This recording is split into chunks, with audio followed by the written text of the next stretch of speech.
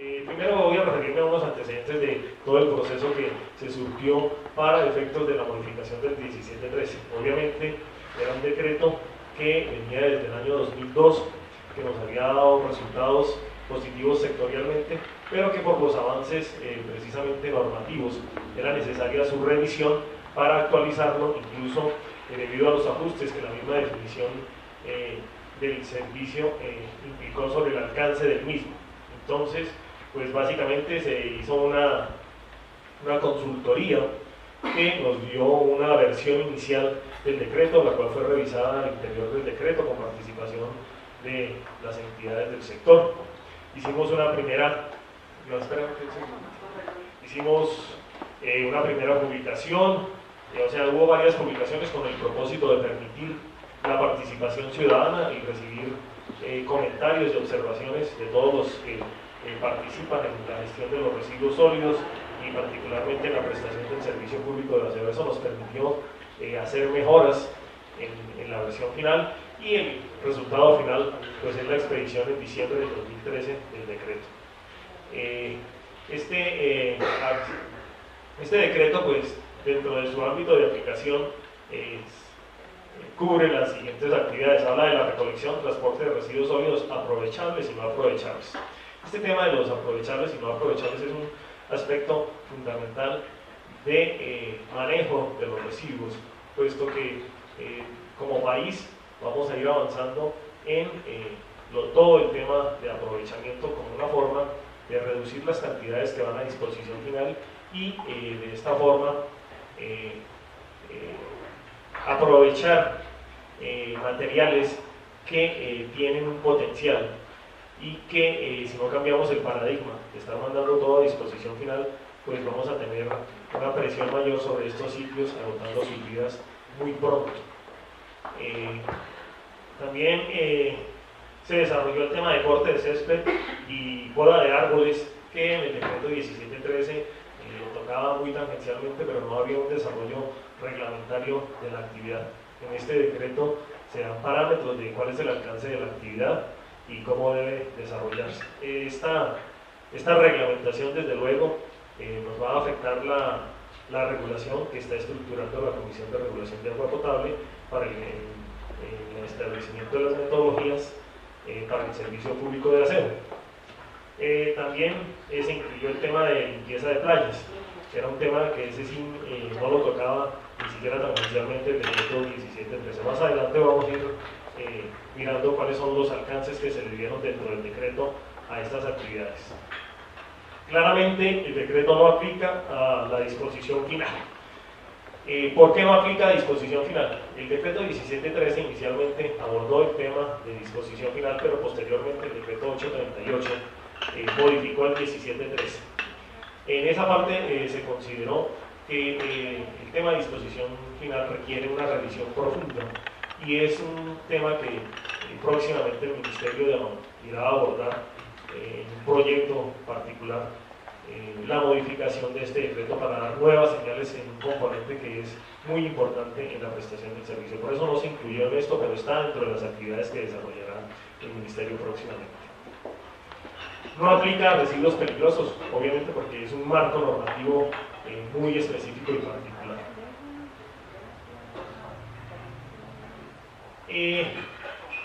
Algunos elementos estructurales y avances que consideramos tiene este decreto.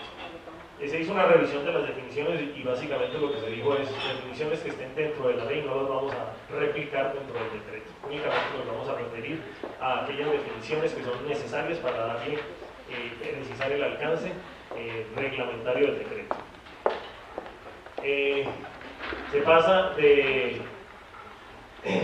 una simple definición a un parámetro de exigencia a través del programa de prestación del servicio y los PEGIPs. O sea, fortalecemos estos dos instrumentos.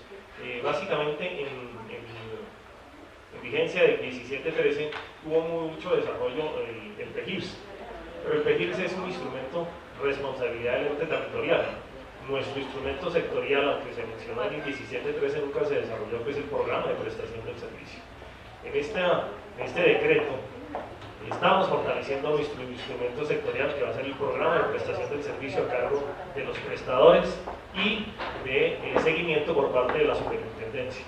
Mientras que el PEGIR va a ser una responsabilidad del ente territorial y con seguimiento en la parte ambiental por parte de las autoridades ambientales. También generamos otros esquemas de seguimiento del PEGIR. Se hace énfasis en la responsabilidad de los municipios, en garantizar la cobertura y ampliación. Se reitera que el esquema general de la ley es el de libre competencia y de manera excepcional pues las áreas de servicio exclusivo, para lo cual pues los municipios tienen que presentar ante la CRA la verificación de motivos para poder adelantar el proceso licitatorio y hacer el otorgamiento de algunas actividades del servicio público. Se insiste obviamente en la responsabilidad de tener en cuenta cuáles son los desarrollos incluso desde el orden territorial para poder planificar la prestación del servicio público de aseo. Se fortalecen los procesos de planeación municipal a través del PEGIR y el sectorial a través del programa de prestación del servicio. Se reglamentan las actividades que, como ya les comenté, que antes no se fijaba el alcance, particularmente pues hay que referirse a la actividad de lavado de vías y áreas públicas, que obviamente lo hacemos coherente con todo el manejo y ahorro y uso eficiente del agua. O sea, no es que se esté proponiendo ahora que se van a lavar las vías, sino que se precisa que hay unas ciertas infraestructuras de los municipios que requieren un mantenimiento periódico, que es el lavado de los puentes peatonales.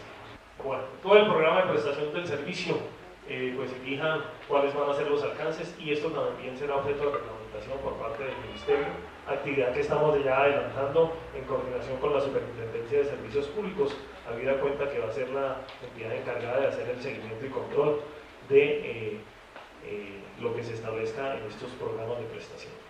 Entonces, ayer salió la de PEGIRS, ya tenemos un proyecto adelantado sobre los temas generales, como es la facturación conjunta del servicio público de aseo. Todos sabemos que este es uno de los mecanismos para hacer viable económicamente la sostenibilidad del servicio, porque si no se factura con un servicio que sea susceptible de suspensión o corte, normalmente pues, los usuarios tendrían la tendencia a no cumplir con el pago de la factura.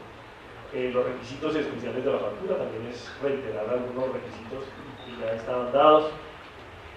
Se conserva el mecanismo de multiusuarios, a los cuales se les factura un cargo fijo y un cargo por consumo. Se habla sobre la factura, el prepago en la facturación conjunta, o sea, básicamente en otros servicios como Acueducto ha avanzado el tema del prepago de este servicio, y obviamente esto puede afectar la sostenibilidad de la prestación del servicio de aseo. Entonces se establecen algunos requisitos para que cuando se implemente esta actividad no se afecte la facturación conjunta del servicio público de aseo. La información al usuario, y sobre eso incluso se habla de la tecnología ha permitido que todos los prestadores tengan una página web. Hemos insistido ya en algunos requerimientos y contenidos mínimos que deben de tener estas páginas para hacerlas un instrumento útil a los usuarios para acceder a la información, incluso que puedan presentar peticiones, quejas y recursos. Como se avanza en el tema de la calidad del servicio, también se habla de la calidad y obviamente las fallas que se presenten en el servicio deben ser atendidas por los prestadores y remediadas a la mayor posible.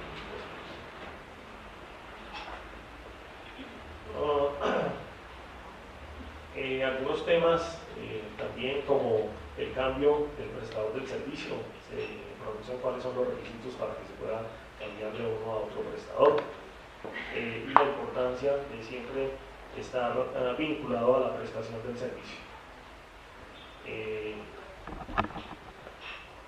Se habla del requisito de estar a paz y salvo, pues como una condición para poder cambiar de un prestador a otro, siempre reconociendo que el usuario tiene la libertad de elegir el prestador que más convenga y le ofrezca las mejores condiciones, obviamente, de precio y calidad del servicio.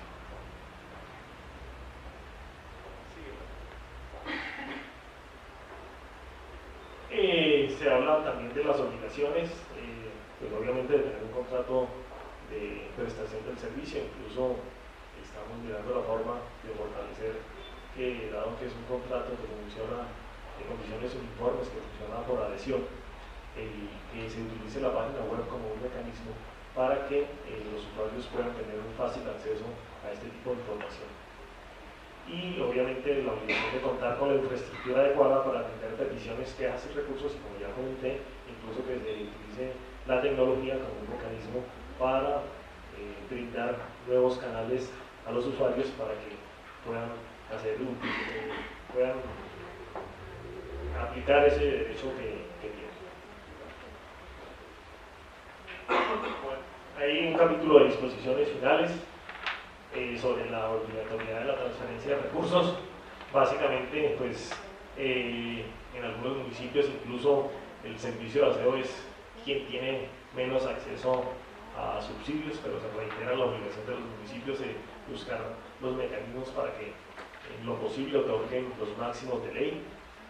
El tema de la libre competencia y evitar las prácticas discriminatorias, como puede ocurrir cuando un prestador es el dueño de disposición final y mediante este mecanismo, al restringir el acceso a los demás, convierte en una práctica discriminatoria. Entonces se reitera todas esas conductas en las que no pueden incurrir los prestadores, porque afectarían la libre competencia. Ese tema de restricción injustificada a los accesos a los rellenos sanitarios es uno de los principales y se sigue reiterando, aunque ya desde la ley se ha definido este aspecto. Se reitera en la aplicación de las normas técnicas como un llamado a hacer más visible el reglamento técnico, el RAS, que incluso a raíz de la expedición del decreto, pues vamos a hacer una revisión del título F para incluir algunos aspectos que se hizo una reciente revisión, va a ser necesario hacer algunas modificaciones. Y se establecen los plazos para entrar en vigencia de algunos aspectos de la norma. Como les comenté, básicamente pues, se requieren una serie de catastros para poder implementar actividades como el corte de césped, la poda de árboles y el lavado de vías y áreas públicas. Entonces, esos plazos se dan para que los entes territoriales avancen en esa actividad y pongan a disposición de los prestadores esos instrumentos que van a definir